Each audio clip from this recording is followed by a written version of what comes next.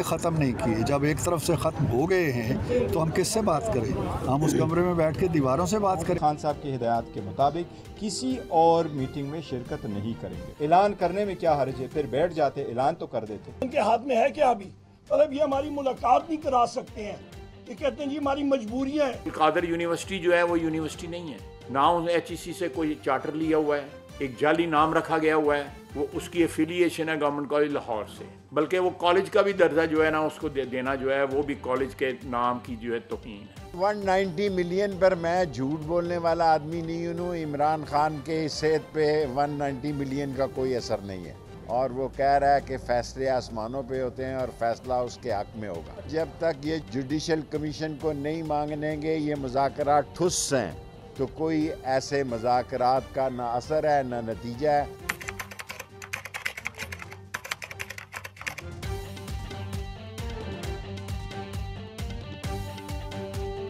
तहरीक इंसाफ की जानिब से मुज़ाकरात के सिलसिले को मुनक़ता कर दिया गया है, और तहरीक इंसाफ के जो चेयरमैन हैं बैरिस्टर गोहर साहब, उन्होंने कहा कि इमरान खान ने उनसे कहा कि अगर गवर्नमेंट रात तक कमीशन बना देती है तो फिर टॉक्स जारी रहेंगी, अदरवाइज़ ये टॉक्स जो हैं वो मुनक़ता हो जाएंगी। तो टॉक्स का सिलसिला, मुज़ाकरात का सिलसिला, डायलॉग का सिलसिला मुनक़ता हो गया। इसके साथ साथ 190 मिलियन पाउंड का जो फैसला आया, जिसमें इमरान खान साहब को 14 साल की सज़ा और बुशरा बीबी को, जो साबिक़ खातून अव्वल हैं, 7 साल की सज़ा हुई। तो इस फैसले के बाद ही बहुत सारे लोगों ने ये कहना शुरू कर दिया था कि शायद जो मुज़ाकरात का सिलसिला है वो मुनक़ता हो जाए, या इसकी कुछ और वजूहात भी हो सकती हैं, या कुछ पसे पर्दा हालात भी हो सकते हैं जिनका ना हमें पता है ना व्यूअर्स को पता है। सिर्फ उन्हें ही पता है जो किरदार वो पसे पर्दा मुज़ाकरात में इन्वॉल्व थे। मुज़ाकरात सर आप हुकूमत जनाबे वाला या नहीं सीरियस, और जो लगता है कि वो कमीशन ही बना रही, तो हमने पहले ही बात की है और खान साहब ने भी आज इंस्ट्रक्शन दिए हैं, no commission no negotiation. Sir ये अपना फिर बात किस तरफ जाएगी जी? ये तो डेडलॉक आ गया। नहीं, डेडलॉक क्यों? हुकूमत या नॉन सीरियस है, हमने पहले से ही बताया हुआ था सारे साथियों ने, और कि जी कमीशन नहीं बिठाएंगे तो नेगोशिएशन मुज़ाकरात नहीं होंगे। वज़ीर-ए-आज़म इमरान खान साहब ने भी आज यही बात की है, उन्होंने की इंस्ट्रक्शंस बड़ी क्लियर हैं, तो हम तो वही फॉलो करेंगे इंशाल्लाह। आप कह रहे हैं कि कमीशन के विदाउट फिर कोई सूरत बनती नहीं? बनते नहीं, नो कमीशन नो नेगोशिएशन, बिल्कुल भी नहीं। बिल्कुल डेडलॉक है ये वाली बात। अगर वो कमीशन बना दें तो फिर ठीक है, कमीशन बनाएंगे जो हमारी डिमांड है। तो क्या अमर माने लगता है आपको गवर्नमेंट कमीशन की तरफ क्यों नहीं जा रही?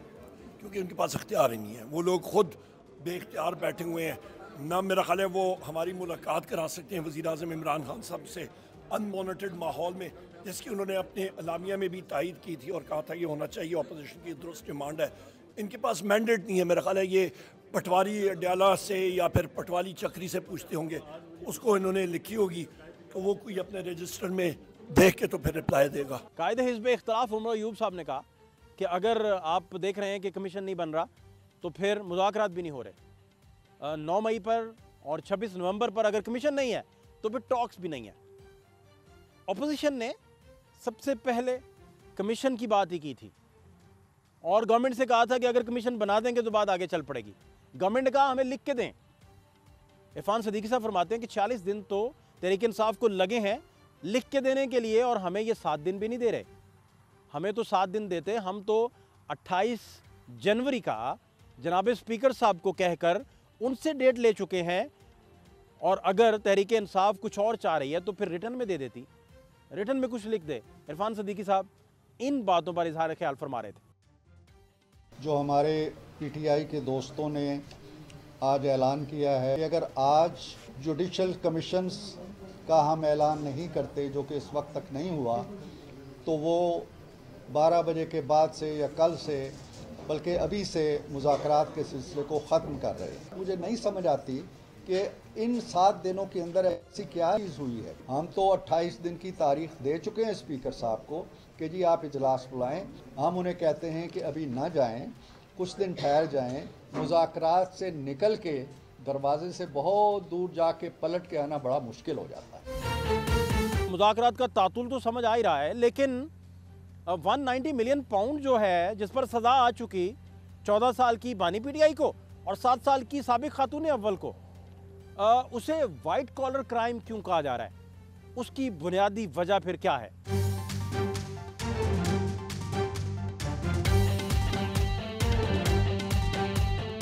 इसे एक तो वाइट कॉलर क्राइम कहा जाता है कि ये सारा प्रोसीडिंग जो थी वाइट कॉलर क्राइम थी, तो इसमें जज साहब ने लिखते हुए भी कहा कि बहुत सारी अगर हल्की फुल्की कोई बेसाबियाँ वगैरह हैं तो चले कोई नहीं, उस पर हम आराम से आते हैं।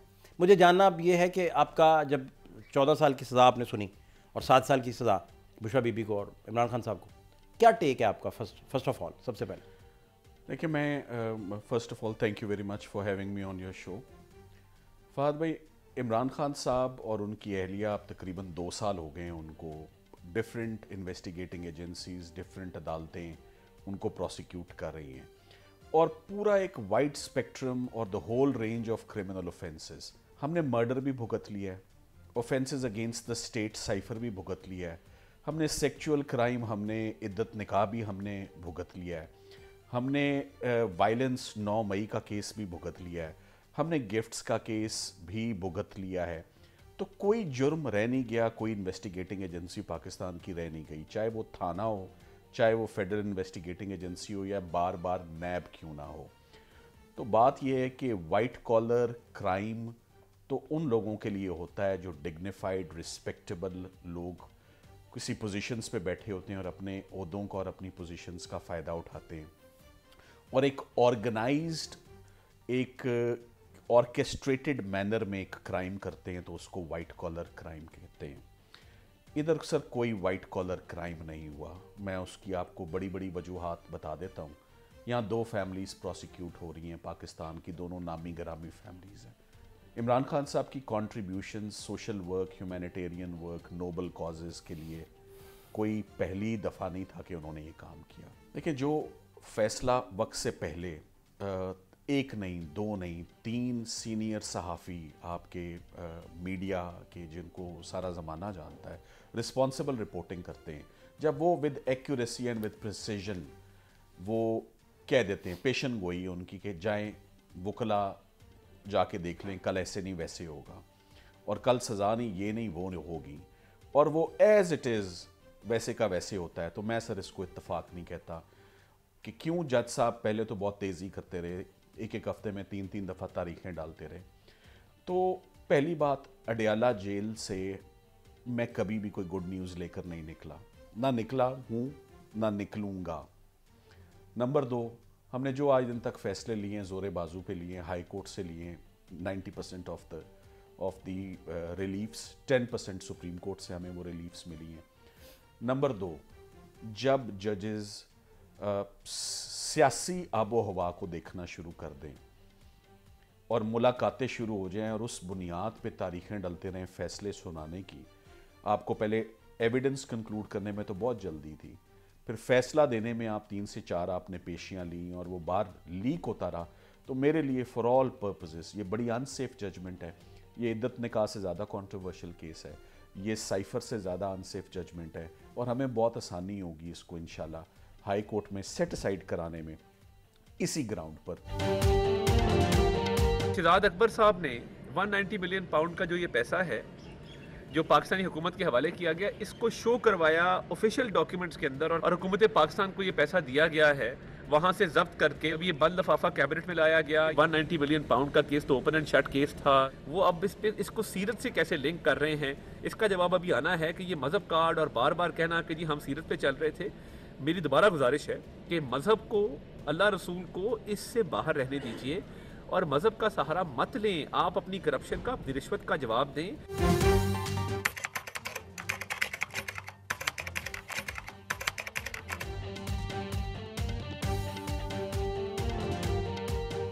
190 मिलियन पाउंड का जब फैसला आया तो तब भी बहुत सारे लोगों ने सवाल उठाए थे कि अभी कुछ दिन पहले तो वो फैसला आया, तो अभी उसे जुमा 7 दिन भी नहीं हुए उस फैसले आए को। तो बहुत सारे लोग, बहुत सारे तजियाकार, दानिश्वर कहते थे कि आप सज़ाएं भी देंगे तो मुज़ाकरात का सिलसिला जारी नहीं रह सकेगा। आपने बानी PTI को 14 साल की सज़ा सुना दी, 7 साल की साबिक़ खातून अव्वल को सज़ा सुना दी, तो ये सिलसिला शायद चल ना सके, ये प्रोसेस शायद डीरेल हो जाए। इस तरह की बातें भी होना शुरू हो गई थी मार्केट में। मार्केट से मुराद वफाकी दारुल हुकूमत में, जहाँ बहुत सारी साजिशी कहानियाँ पनपती हैं और कई दफ़ा गवर्नमेंट्स जो हैं वो टॉपल हो जाती हैं। तो यहाँ क्या गुफ्तगू हो रही थी, बेसिकली क्या बातें हो रही थी, ये जानना भी ज़रूरी है।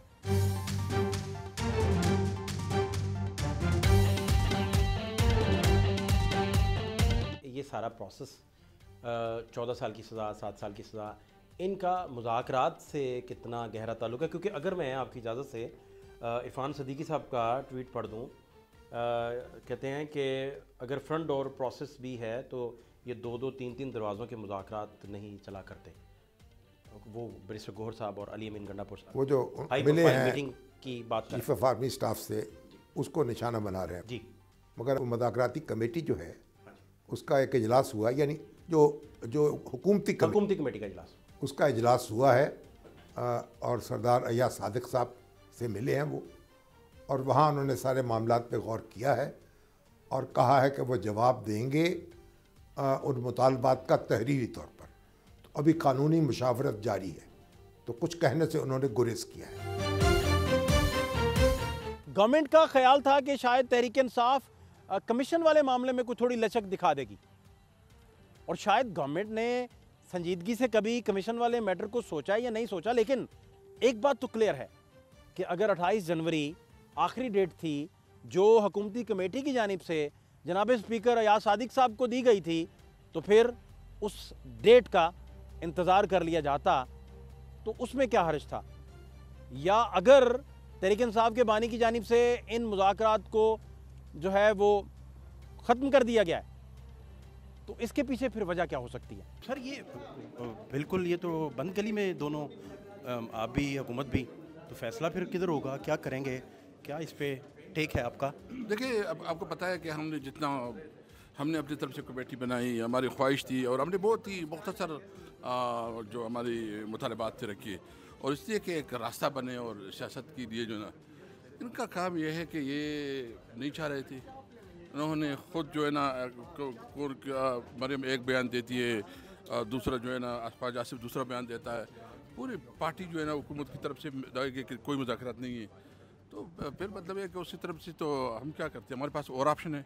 अभी हम तमाम जितनी भी अपोजिशन पार्टी सबको इकट्ठा कर रहे हैं, इंटेलिजेंसिया को और जो एकेडमिया को और जो लीगल फ्रेटर्निटी है वकला को, उसको इकट्ठा करके एक नया जद्दोजहद शुरू करेंगे।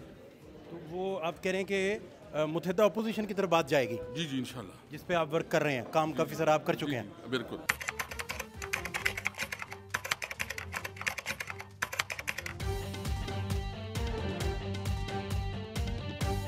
मुज़ाकरात का खेल चल रहा था, मुज़ाकरात का खेल किसी मंतकी अंजाम तक नहीं पहुंच रहा था, उसमें कोई ले दे हो रही थी, अभी उसमें पीक आना थी। इस दौरान 190 मिलियन पाउंड पर सजाएं हो चुकी हैं, और बेसिकली तो इस केस को अगर आप बड़े आराम से पढ़िए, इसको देखिए, तो आपको पता चलेगा कि ये केस तो बेसिकली है ही इस बात का कि रिकॉर्ड भी एसेट रिकवरी यूनिट के पास था और वो रिकॉर्ड भी गायब हो गया। जिस तरह कभी कहा जाता था साइफर गायब हो गया, और साबिक प्राइम मिनिस्टर तो टीवी पर दावा करते थे कि साइफर उनके पास था, बाद में उस दावे से भी पीछे हटे, लेकिन साइफर का मुस्तकबिल तो कुछ और निकला। साइफर तो हाई कोर्ट से रिलीफ भी मिला, ट्रायल कोर्ट का फैसला जो है सेट असाइड भी हुआ।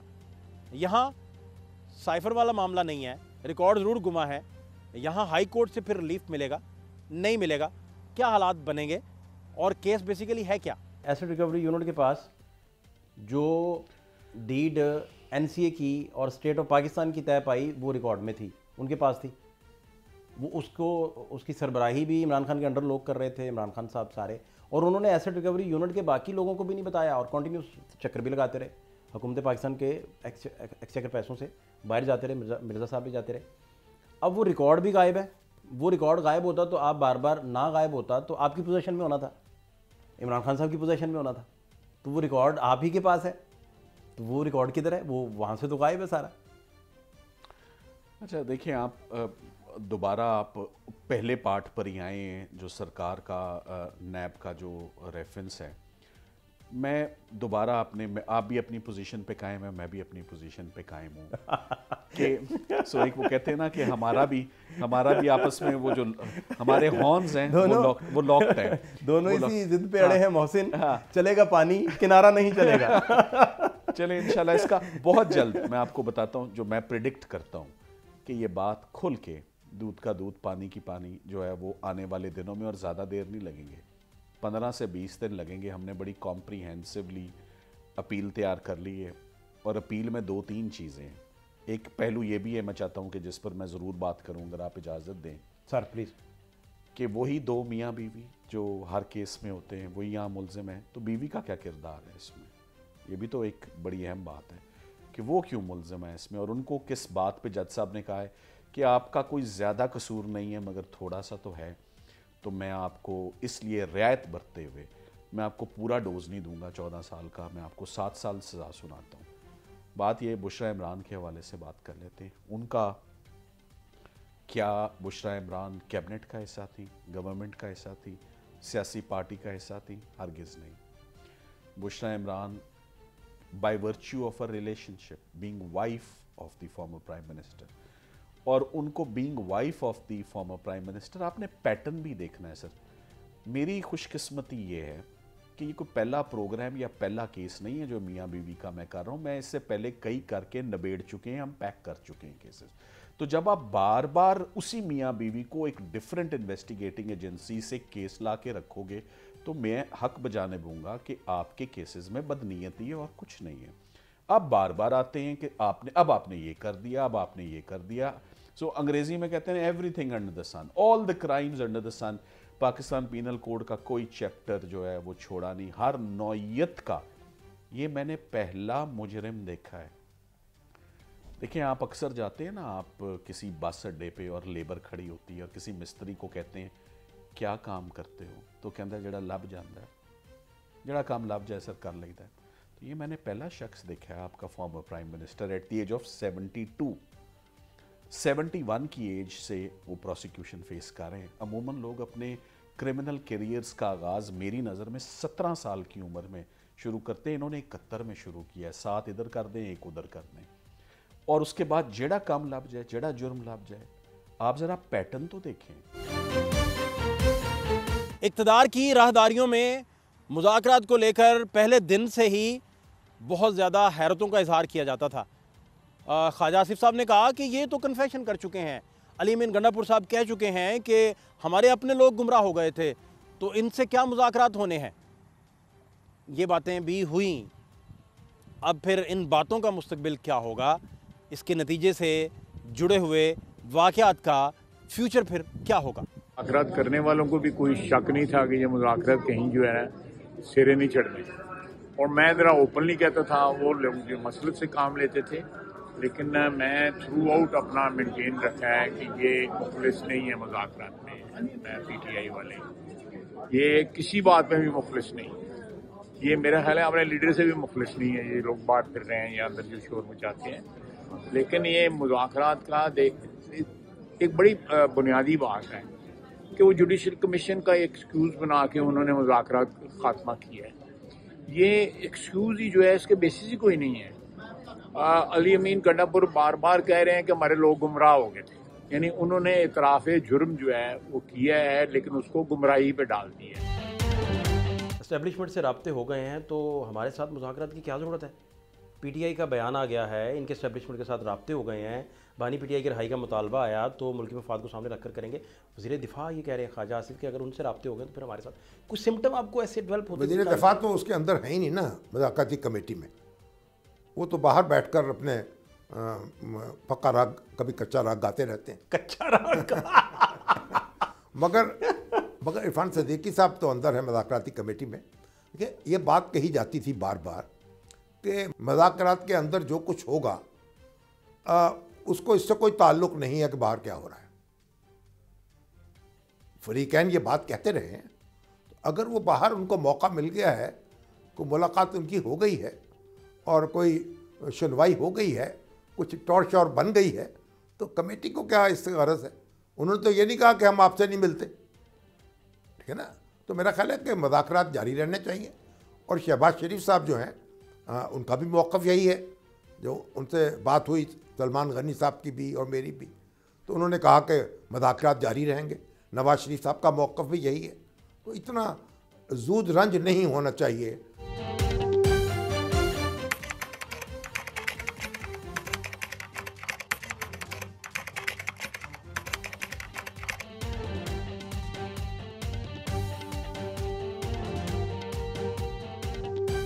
सीनियर जर्नलिस्ट हैं मुर्तज़ा अली शाह साहब, उनका ये क्लेम है कि एसेट रिकवरी यूनिट और एनसीए के दरमियान जो मुआहदे तय पाए उस मुआहदों के नतीजे में NCA के अंदर बहुत सारे लोग जो हैं ऑफिसर वो बड़े एम्बेरस्ड थे। उनका ये कहना था कि उनसे मिस्टेक करवाई गई जानते बूझते हुए।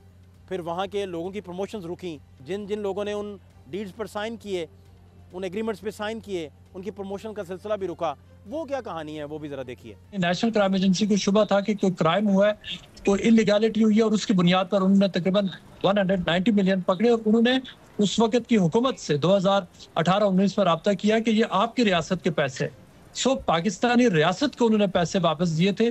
नेशनल क्राइम एजेंसी को ये नहीं पता था कि जो सुप्रीम कोर्ट का जो अकाउंट उनको जो रजिस्ट्रार सुप्रीम कोर्ट का अकाउंट है कि वो एक्चुअली किसी इंडिविजुअल की तरफ चला जाएगा या सेटलमेंट लायबिलिटी सेटलमेंट में जाएगा। NCA ने उस वक्त मुझे ये बताया था कि हमारे लिए ये बहुत बड़ी एम्बैरेसिंग सिचुएशन हुई इंटरनली, जहां पर जो लोग जिन्होंने ये साइन किया उनकी जॉब्स अफेक्ट हुई, उनके अपने जो करियर प्रोग्रेस है उसके ऊपर सवालात उठे। आज मैं मुर्जा अली शाह साहब हैं, बड़े सीनियर जर्नलिस्ट हैं, उनको सुन रहा था। उन्होंने कहा कि नेशनल क्राइम एजेंसी के उन अथॉरिटीज़ ने जिन्होंने ये सिग्नेचर्स किए, ये डीड्स बनाई, 2 डीड्स साइन हुई। एक किसकी, एक स्टेट ऑफ पाकिस्तान की और NCA की, और दूसरी बिजनेस टाइकॉन की और NCA की। उन्होंने कहा उनकी जॉब्स की प्रमोशंस, उनके जॉब के मसाइल और उनको जो बोनस और वो सारा जो सिस्टम है, मैकेनिज्म है, पर्क्स एंड प्रिविलेजेस, उसमें बड़ा मसला पेश आया। और सबसे बढ़कर NCA के बहुत सारे लोग, उन्होंने कहा कि इतनी बड़ी एम्बेरसमेंट हमें हुई कि हमें तो पता, हमें जो पिक्चर दिखाई गई, जो स्टेट ने दिखाया, स्टेट के बिहाफ पे जिन लोगों ने दिखाया, कैबिनेट पूरी गवर्नमेंट थी, कैबिनेट आप बता रहे हैं, खुद मान रहे हैं, कैबिनेट बोल ही नहीं रही, कैबिनेट तो मान ही नहीं रही कुछ भी, ना कैबिनेट किसी चीज़ को जो है वो उस पर अपोज कर रही है। तो इसका मतलब कि सारी स्टेट्स मैं कैबिनेट के इस इशू को मैं 5-6 बातों पे कैबिनेट के इस नुक्ते को मैं उड़ा देता हूँ। नंबर 1, जो पैसा पाकिस्तान आता है वो कैबिनेट के इस नोट के पास करने से 5-7 दिन पहले ही आ जाता है, नंबर 1। नंबर 2, आपने अगर प्रोसिक्यूट करना है तो सारी कैबिनेट को करें। सिलेक्टिव प्रोसिक्यूशन होती है, डिस्क्रिमिनेटरी, वही 2 यूजुअल सस्पेक्ट्स, मियाँ और बीवी। आप इस केस की जो सबसे बड़ा ब्लो है, आपने उसकी तरफ अभी तक बात नहीं की कि नैब के रेफरेंस में 8 मुलजिम हैं, 8 में से 6 मिलते ही नहीं है, एब्सकॉन्डर हैं सर। ऐसा केस मैं अगर आपको बताऊं, कोई सरकार कभी ऐसे केस में आगे नहीं बढ़ेगी जिसकी आधी से ज़्यादा जिसके इल्ज़ामात हवा में हो। क्या आपके इल्म में है कि नैब ने 2020 में इस केस को क्लोज कर दिया हुआ है और क्लीन चिट दे दी हुई है। एक क्लोज ट्रांजैक्शन, EBM होती है ना, इनकी एग्जीक्यूटिव बोर्ड की मीटिंग होती है, हमारे पास मौजूद है सबूत।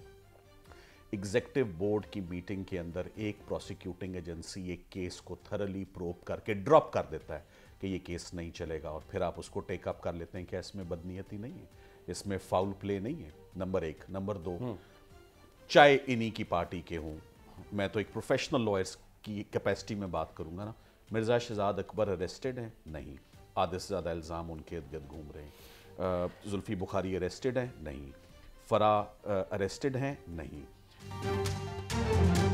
इन्हीं दिनों में जुल्फ़िकार अली भुट्टो जब जेल में थे तो वो सोचा करते थे कि मैं कभी भी तख्तादार पे नहीं चढ़ सकता, और उनके वहम गुमान पे भी नहीं था। इमरान खान कई दफ़ा रिकॉर्ड पे मौजूद हैं, कई दफ़ा अडयाला हम गए तो उन्होंने भी ये कहा कि ये मैं भुट्टो बनने से नहीं डरता।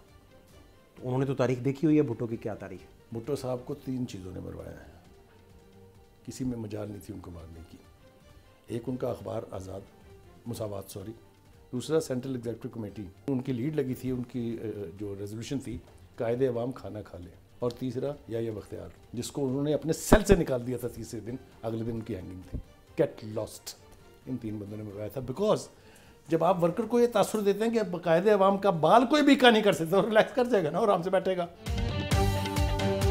भुट्टो साहब के जो कानूनी टीम थी, ख़ासतौर पर याह्या बख्तियार, वो अच्छे से मुकदमे लेके चल रहे थे, या आप समझते हैं कि आज की जो इमरान खान की कानूनी टीम है ये ज़्यादा बेहतर तरीके से, और ये इनका कोई कंपैरिजन कानूनी टीमों का अगर आप ड्रॉ करें तो कहाँ खड़े हैं हम? देखें, उनकी तो एक टीम थी, मगर कहा जाता है कि वो टीम ऐसी थी, याह्या बख्तियार साहब उसको लीड कर रहे थे, वो फ़ौजदारी मुकदमात के माहिर नहीं थे, और अगर कोई फ़ौजदारी वकील होता तो शायद मामला जल्द निपटा देता, और जल्द निपट जाता तो फिर वो जस्टिस वहीदुद्दीन बीमार हो गए थे और वो बीमार ना होते तो फैसला मुख्तलिफ हो सकता था। तो इत्तफाकात की बात है। मगर अब ये जो खान साहब की टीम है, ये तो इसमें तो कई वकला हैं ना अब, और ये जो मुकदमा है, ये जो ये हमारे सामने मुकदमा है अलकादर ट्रस्ट का, ये तो बड़े अच्छे तरीके से सुना गया है और बड़े अच्छे तरीके से लड़ा गया है। तो यहाँ वकील भी जो है सलमान सफदर थे, अच्छे वकील हैं, तो उन्होंने अपना मुकदमा पेश किया है और खान साहब ने भी, उनके वकला ने भी जज पर एतमाद का इजहार किया कि उन्होंने कोई जल्दबाजी नहीं की, कोई ज़्यादती नहीं की, कोई उनका मौक़िफ़ रिकॉर्ड करने में गलती नहीं की, और एक उनके दलाइल सुने हैं और उनको रद्द किया है।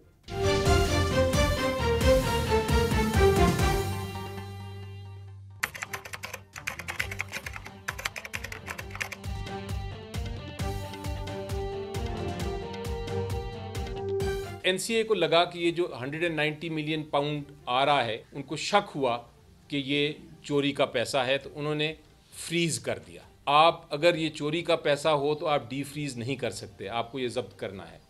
जब ये डी फ्रीज किया एनसीए ने, तो इसका मतलब ये हुआ कि ये चोरी का पैसा उनके मुताबिक नहीं था। ये पैसा किसने फ्रीज किया? एनसीए ने 2018 में। नैब ने ये कहा कि ये काबीना ने फैसला किया था, इमरान खान साहब की काबीना ने फैसला किया था कि इसको डी फ्रीज करें। जो पैसा 103 मिलियन पाउंड्स पाकिस्तान के सुप्रीम कोर्ट के अकाउंट में आया, वो भी काबीना के फैसले से पहले आया। कहा यह जाता है कि उस वक्त की काबीना से अप्रूवल होने से पहले ही अकाउंट्स में रकूम आ चुकी थी और उसके पैरेलल फिर ट्रस्ट एक कायम हो रहा था, उसके ट्रस्टी बन रहे थे, मामला अलकादिर की तरफ जा रहे थे। तो इसका फिर क्या मतलब है? कोई बंदोबस्त का सिलसिला जारी था या मामला क्या थे? या जो डिफेंस की जानिब से ये कहा जाता है कि वो अब लेटर जो एनसीए और शहजाद अकबर साहब की जानिब से साइन किया गया है, वो जब आप रिकॉर्ड पे ही नहीं लाए तो फिर काहे का मुकदमा है? तो फिर इन बातों का क्या जवाब है? अगर एसेट रिकवरी यूनिट जो है वो नेशनल क्राइम एजेंसी को खतो खिताबत कर भी रहा है और सुप्रीम कोर्ट के अकाउंट दे रहा है और पैसा डाइवर्ट करवा भी रहा है, तो सरकार कोई पेपर, कोई एविडेंस पेपर पे नहीं लाई, सेटिस्फैक्ट्री एविडेंस नहीं आया। बल्कि उन्होंने तो इससे भी आगे जाकर वो जो डील तय पाई एनसीए की और पार्टी की, वो भी नहीं आई, वो भी नहीं आई। अच्छा, चलें पेपर पे ये तो आया ना कि एक हाकिम वक्त अपनी काबीना से खामोशी से एक लेटर साइन करवाता है और बाद में दरख्त पे जब फल लगता है तो देखते हैं तो ट्रस्ट का एक सारा निज़ाम बना हुआ है और वहाँ अलकादिर की एक, मैं अब आपको इस पर, आपने काबीना और के वहाँ से एक वो कि अपना इन्फ्लुएंस इस्तेमाल करके आपने कहा कि उन्होंने एक ख़त जो है पास करवा लेते हैं। देखें, इधर जो है ना कुछ डॉक्यूमेंट्स सरकार ने फोर्ज किए हैं। 2 दिसंबर को ये नोट टेबल होता है, 2 दिसंबर को, 3 को इस पर कार्रवाई मुकम्मल होती है, 2 और 3 दिसंबर को। सो तासुर ये है कि कैबिनेट से पास करवाने के बाद कैबिनेट के किसी बंदे ने अपना ऑब्जेक्शन रिकॉर्ड नहीं कराया, कैबिनेट के किसी बंदे को आप प्रोसिक्यूट नहीं कर रहे, कैबिनेट के आपने सिर्फ 2 गवाह जो हैं वो लेकर आए हैं। मुस्तफ़ा इम्पैक्ट्स का केस सब मीडिया वालों को भी बहुत अच्छे से पता है कि रूल्स ऑफ बिजनेस में, कॉन्स्टिट्यूशन में और मुस्तफ़ा इम्पैक्ट्स के बाद कैबिनेट का मतलब क्या होता है। कैबिनेट का मतलब द होल गवर्नमेंट है, सुप्रीम कोर्ट के फैसले के बाद। तो अब बात ये, एक तो ये कि प्राइम मिनिस्टर के पास बहुत वाइड डिस्क्रेशन है थोड़ा से रूल्स को रिलैक्स करने में। रोज़ कैबिनेट के डिसीजंस में कैबिनेट प्राइम मिनिस्टर के इस डिस्क्रेशन को एक्सरसाइज किया जाता है रूल्स को रिलैक्स करने के लिए कि अगर कोई चीज़ जल्दी से फटाफट अगर कैबिनेट के आगे डाला जाए। रोज़ कोई एमरजेंसीज होती हैं, पसूड़ियाँ डलती हैं।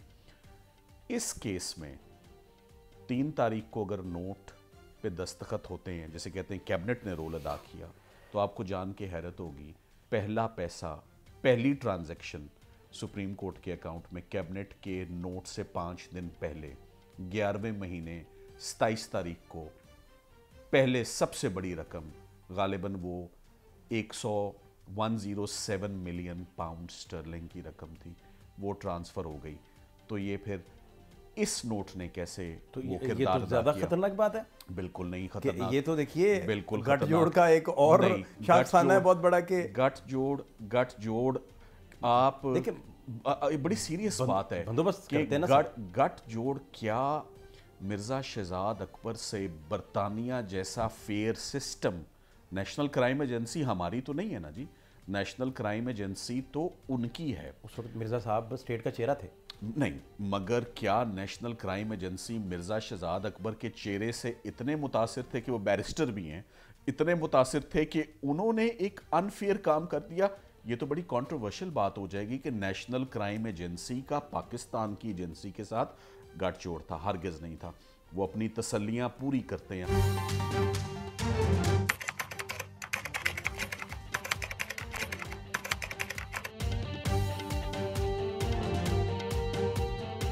मुज़ाकरात तो आपने बंद कर दिए सर। बहुत क्यों सर? आप देखें कैसे बात आगे चलेगी, कैसे बढ़ेगी? मेरे जमहूरी ख्याल लोग में हैं आप। इन क़ुव्वतों को जमहूरी कहना भी जमहूरियत की तौहीन है, और अगर उनसे मुज़ाकरात होने भी चाहिए तो इस एक बुनियाद पर होने चाहिए कि आप कब पाकिस्तान के अवाम की जान छोड़ रहे ताकि नए इंतखाबात के लिए राह हमवार हो सके। और जिस तरह अपोजिशन इत्तेहाद के सरबराह महमूद खान चकज़ई साहब बार बार कहते कि 1 महीने के लिए 2 महीने के लिए कौमी हुकूमत बनाई जाए जिसमें सारे शामिल हो, rules of the game set करें और नए इंतखाबात की तरफ हम आगे बढ़ें। कौमी हुकूमत का चांस भी बन रहा है? ये हमारी तरफ से ये तजवीज़ है, अपोजिशन अलायंस के सरबराह। कौमी हुकूमत जब बना करती है तो फिर इलेक्शन नहीं हुआ करते? उसका एक ही TOR होगा कि 2 या 3 महीनों के अंदर वो rules of the game set करके नए इंतखाबात की तरफ हम आगे बढ़ें। फ़र्ज़ कीजिए कि कमीशन बन गया, कमीशन बनने के बाद ट्रायल कोर्ट यहाँ इद्दत के फैसले भी दे देता है और रात 1-1 बजे तक ट्रायल कोर्ट बैठी रहती थी और इद्दत के फैसले उड़ गए थे फिर हाई कोर्ट से। कमीशन बन जाता है तो मैं अर्ज़ कर रहा हूँ कि ट्रायल की इस तरह की रवाज इधर हैं, गुंजाइश इस तरह की निकल जाती है। कमीशन PTI कहती है कि ये कमीशन तो फैसला ही अजीब गरीब दे रहा है, फ़र्ज़ करें तो यहाँ के भी डेड लॉक फिर रहता है। तो ये आपको कोई स्टेबिलिटी, कोई ऐसी चीज़ कोई आप समझते हो कि कोई पक्का बंदोबस्त स्टेबिलिटी का?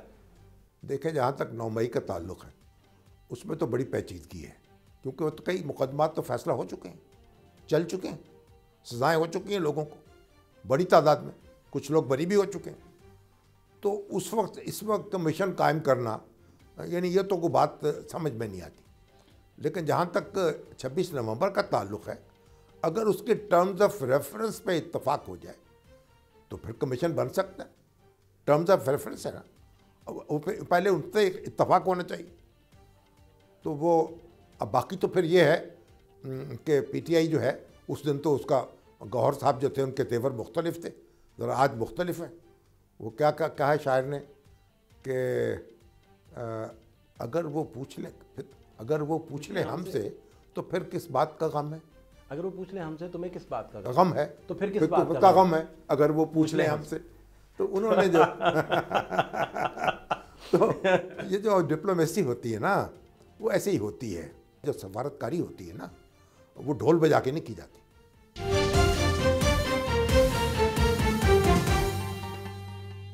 काबीना चुपके से एक बिजनेस टाइकून को फायदा दे रही है। वो बिजनेस टाइकून जो है अब वो इन्वेस्टमेंट कर रहा है, मेगा लेवल पर इन्वेस्टमेंट कर रहा है, भले वो मुफादे आमा की इन्वेस्टमेंट है। तो क्या ये प्रोसीड ऑफ क्राइम नहीं बनेगा या क्लैश ऑफ इंटरेस्ट की क्लासिक एग्जांपल नहीं बनेगी? एक बहुत बड़ा बिजनेसमैन है और उस बिजनेस टाइकून को आपने सपोज कर लें एक सेकंड के लिए कि बहुत सारी फेवर्स दे दी हैं और अंडर कारपेट दी हैं। प्रोसिक्यूशन अपना केस लड़ते हुए उन फेवर्स को रिकॉर्ड पे लाई नहीं, तो हम कह रहे हैं, फ़र्ज़ कर रहे हैं अंडर कारपेट है सारा। अब वो बिजनेसमैन मजबूर हो गया कि वो आपको ट्रस्ट बना के दे। ठीक, इन्वेस्टमेंट हो गई उसकी, ठीक, ट्रस्ट बन गया, ठीक, और आप वो ट्रस्ट बनवा रहे हैं। आप अब कहेंगे कि उससे अवाम का वेलफेयर है, हम ये कह रहे हैं क्लैश ऑफ इंटरेस्ट का एक वाज़ेह केस है। चलें क्लैश ऑफ इंटरेस्ट पे बात करते हैं। इमरान खान की फैमिली ने भी भलाई के बड़े काम किए हैं, आज दिन तक चल रहे हैं। सबसे बड़ा भलाई का काम शौकत खानम ट्रस्ट हॉस्पिटल में आज दिन तक आपके इल्म में या पाकिस्तानी अवाम के इल्म में इतनी हैवी डोनेशंस हैं, इतनी हैवी डोनेशन। ये एक पार्टी की बात हो रही है। अब आते हैं दूसरी पार्टी की तरफ। मैं रात चलते उनके दस्तरखान भी देखता हूँ। मैंने इस मुल्क में रहता हूँ, मुझे ये भी पता है कि यहाँ ज़लज़ले भी आते हैं, यहाँ सैलाब भी आते हैं, यहाँ पर हस्पतालों पे भी बहुत काम करने की ज़रूरत है। वो फैमिली भी हमेशा अल्लाह की राह में काम करने से कभी पीछे नहीं हटती, बढ़ चढ़ कर हिस्सा लेती है। ये दोनों लोगों ने कोई पहली दफ़ा ऐसा काम नहीं किया। ये लोग बहुत अरसे से, चाहे हेल्थ सेक्टर हो, चाहे पब्लिक गुड हो, चाहे एजुकेशन का सेक्टर हो, इन तीनों सेक्टर्स में काम करते आए।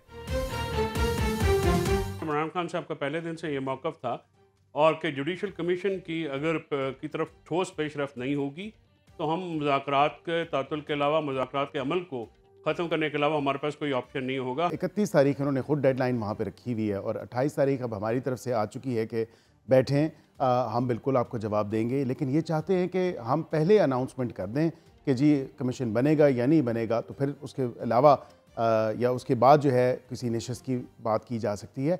आई डोंट अंडरस्टैंड के with this threat, with this coercion, किसी मामले पे जो है इस तरह मुज़ाकरात नहीं हो सकते।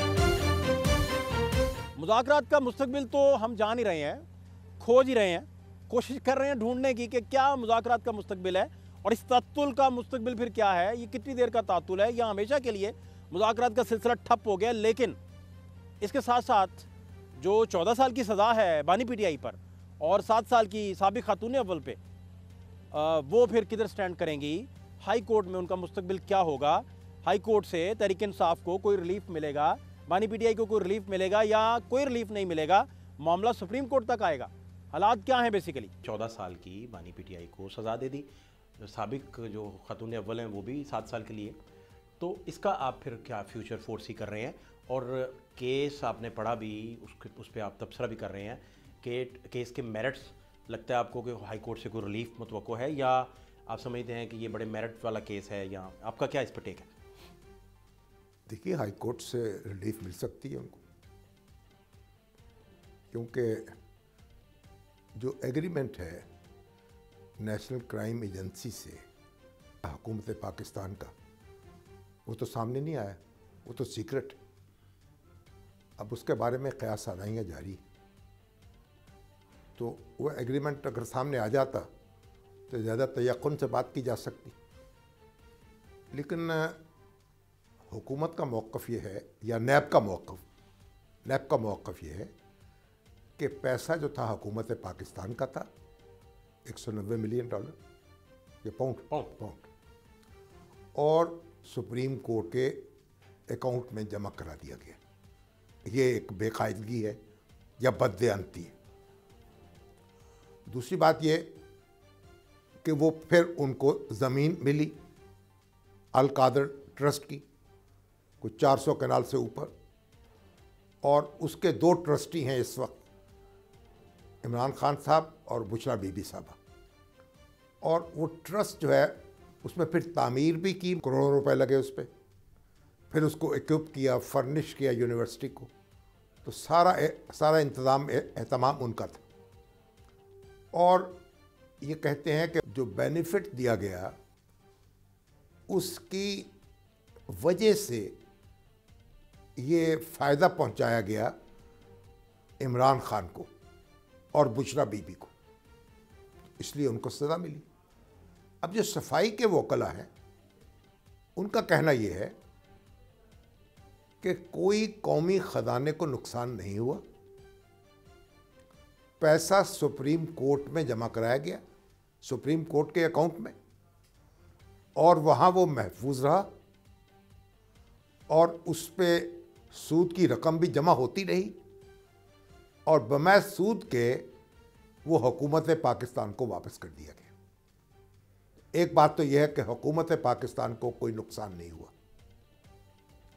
दूसरी बात यह है कि इमरान खान साहब जो हैं वो क्योंकि ट्रस्टी हैं, और ट्रस्ट जो है ज़ाती मलकियत नहीं होता, इसलिए उनको कोई फ़ायदा नहीं पहुंचा। जो भी डोनेशन दी वो ट्रस्ट को दी है, तो ना कौमी ख़जाने को नुकसान हुआ, ना इमरान खान साहब को फ़ायदा पहुंचा, इसलिए ये जुर्म नहीं बनता।